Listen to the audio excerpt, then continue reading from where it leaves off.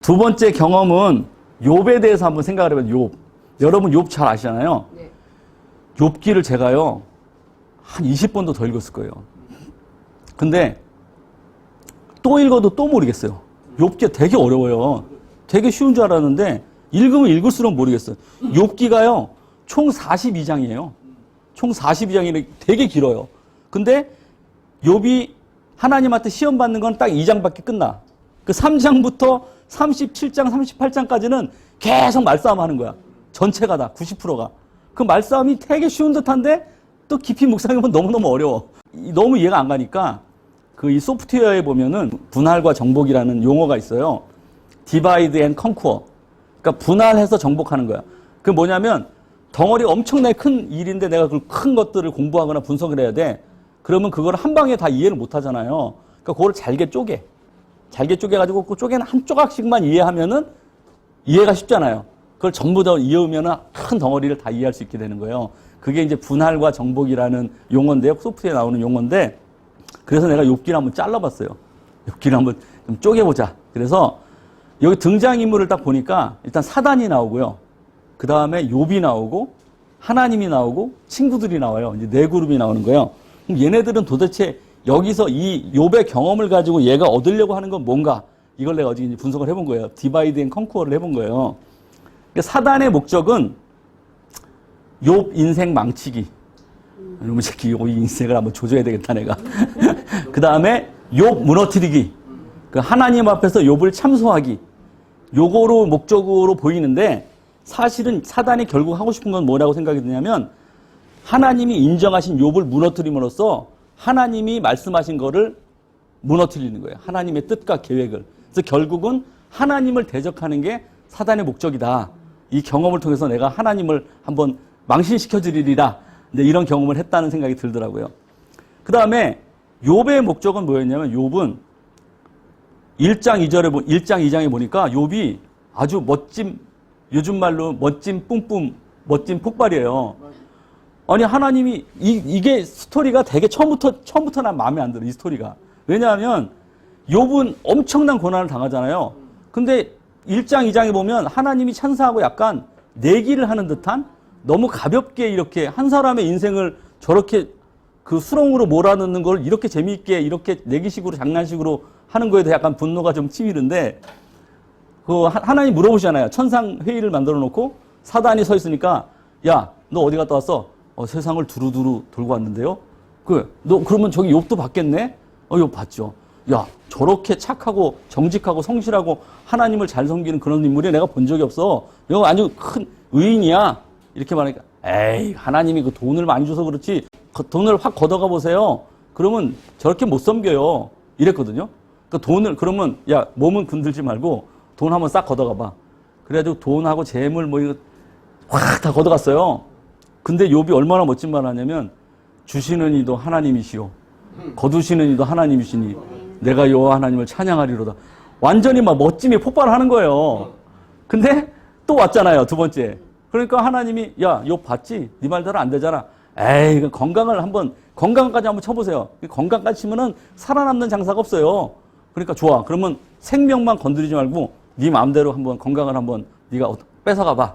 그랬더니 머리끝에서부터 발끝까지 종기가 다 나가. 여러분 종기가 가끔 나보면 엄청 괴롭잖아요. 근데 그게 머리끝부터 발끝 온몸이 다 종기가 나가서 근데 그 약이 있어요. 무슨 연고가 있어요. 그 당시에.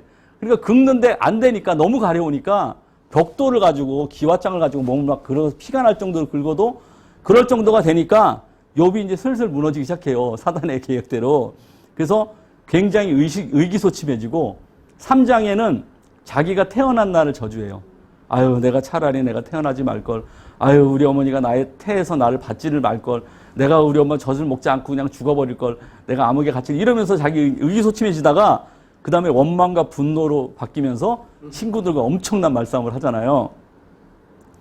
친구들의 목적은 뭐냐 봤더니 친구들은 처음에는 너무 놀란 거예요. 그렇게 친하고 그렇게 착한 욥이 나하고 너무 친한 사람인데 그렇게 착한 사람이 저렇게 벌을 받아? 그 위로하면서 7일간 같이 울어줘요. 그러다가 그 원인을 생각하다가 언쟁이 붙어가지고 위로는 뒷전이고 그냥 서로 자기가 잘났다고 막 싸우고 상처 주고 막 이런 일이 벌어지는 거예요, 친구들이. 마지막에 가서 이제 하나님이 딱 등장하셔가지고 이 사태를 쫙 정리하시는데, 아까 아브라함에서 우리가 살펴봤듯이 하나님은 처음부터 모든 걸 다 아신 거예요.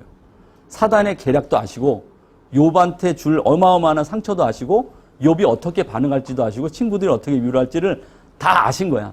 아셨는데 아셨음에도 불구하고 이 경험을 주신 거예요. 욥한테. 왜 주셨냐? 왜 주셨냐면 우리가 볼 때 아브라함도 그렇고 욥도 그렇고 굉장히 훌륭한 사람이에요. 우리가 상상할 수 없는 높은 수준의 신앙인이고 상상할 수 없이 높은 수준에 있는 의인인데, 우리가 볼 때는 아브라함 정도면 충분하지. 더 이상 바랄 게 뭐 있어. 욥 정도면 동방의 의인인데 그 정도면 닭상이지. 우리 거기서 더 바라면 욕심이지. 그런데 하나님은 거기서 만족하지 않으세요.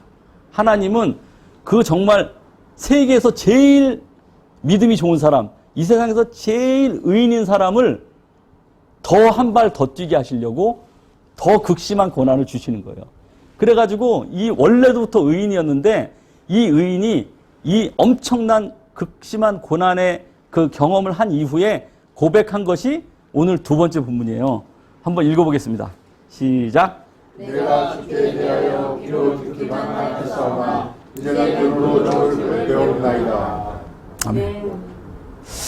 그래서 욥은 이전까지는 자기도 잘난 줄 알았어요. 내가 의인이고 하나님에 대해서 알고 공부도 할 만큼 했고 근동에서 다 내가 천재라 소리 듣고 의인이라 소리 듣고 지혜롭다는 소리 듣고 많은 사람들이 나한테 와서 삶에 대해서 물어보고 해가지고 나는 이만큼에 있었어. 근데 이 하나님이 주신 경험을 통해서 극심한 경험을 하고 나서 딱 돌아보니까 여태까지 내가 알던 하나님은 귀로만 듣는 하나님이었어. 근데 내가 이 극심한 고난을 겪고 나서 보니까 이제는 하나님을 눈으로 뵙는 수준까지 내가 더 점프를 했네. 이 고백이 욥기 42장 5절입니다. 최명혁 대표가 우리 CBMC 중앙의 간사로 또 강북비전지회 간사로 오래 있다가 정말 다른 사람들한테 그냥 그 에너지를 주고, 에너자이저잖아요, 에너자이저. 웃음을 주고 에너지를 주고, 좀 시끄러운 게 흠인데 정말 성실하게 하면서 우리 간사를 사임을 하면서 내가 열심히 노력해가지고 회원으로 오겠습니다 그럴 때 사실 속으로 이게 쉽나 그게 회원으로 온다는 게 간사 그만두고 그랬는데, 진짜 혜성과 같이 나타나가지고 우리 지금 이제 강북비전에 그냥 완전 그 아이콘으로 자리 잡고 있잖아요. 그동안에 얼마나 성실하게 눈물로 기도하면서 헌신하고 노력했겠어요. 그래서 아까도 얘기했지만 하나님이 저 정도 노력했으면 이제 좀 편안하게 살고 좀 돈도 좀 벌고 이렇게 좀 여유 있게 풍성하게 살게 하시면 좋을 텐데 왜 이렇게 또 복잡하게 또 힘들게 새로운 사업을 만들어가지고 새로운 일을 시작하고 새로운 또 기회를 만드시고 새로운 사업장 주셔가지고 이 일을 또 왜 경험하게 하시나. 근데 하나님이 우리에게 말씀하시는 게 하늘이 땅보다 높음 같이 나의 생각은 너의 생각과 다르다. 그러니까 하나님이 최명옥 간사를 향한 하나님의 뜻과 계획이 있는데 어떤 경험을 하게 하실지는 우리가 모르겠지만 하나님의 계획이 따로 계신 거예요. 너는 이 경험을 좀 해야 되겠어. 근데 그 경험이 쉽지는 않을 거예요. 여러분들 여기 다 대선배님들 사업으로 정말 한평생 일구오신 분들이 눈물과 한숨과 고통도 앞으로 있을 것이고 어려움도 있을 것이고 정말 굉장히 고통스러운 시간도 있을 텐데, 그렇지만 기대하며 소망하며 이 경험을 즐겨라. 아브라함도 욥도 어마어마한 그 경험을 통해서 하나님 인정하시는 하나님의 일꾼이 된 것처럼 이 경험을 지나고 나서 우리 최명혁 대표와 메타원이 풍성하고 넉넉하고 하나님 축복 가득한 사업장이 되기를 원하지만, 그것보다도 더 중요한 것은 이 경험을 통해서 이제 귀로만 듣던 하나님을 눈으로 배우는 그런 최명혁 대표가 되시기를 예수님의 이름으로 축복합니다. 아멘. 말씀을 정리를 해보겠습니다. 오늘의 주제는 이제 경험에 대해서 얘기를 했는데요. 경험. 실제로 겪어보는 거죠. 자기가 직접. 그러니까 머릿속으로 아는 거, 누워서 주워 들은 거, 책 보고 하는 거는 경험이라고 안 그래요. 그건 지식이에요. 근데 경험은 직접 겪어보는 거예요. 때로는 우리가 그 경험을 통해서 광야에 던져질 때도 있고, 하나님도 안 보이고 미래도 안 보이고 앞이 깜깜할 때가 있습니다. 욥처럼 처절한 시간이 올 수도 있고 아브라함처럼 네가 제일 소중한 거 도로 내놔 이렇게 뺏어가는 것처럼 느껴질 때가 있을 거예요. 그러나 우리가 두려워하지 말 것은 하나님께서 우리에게 주시는 그 고통과 고난의 경험은 파멸이나 처벌이 아니고 훈련과 연단입니다. 그리고 그 길 끝에서 욥처럼 이제야 내가 귀로 듣던 하나님을 직접 보게 됐습니다.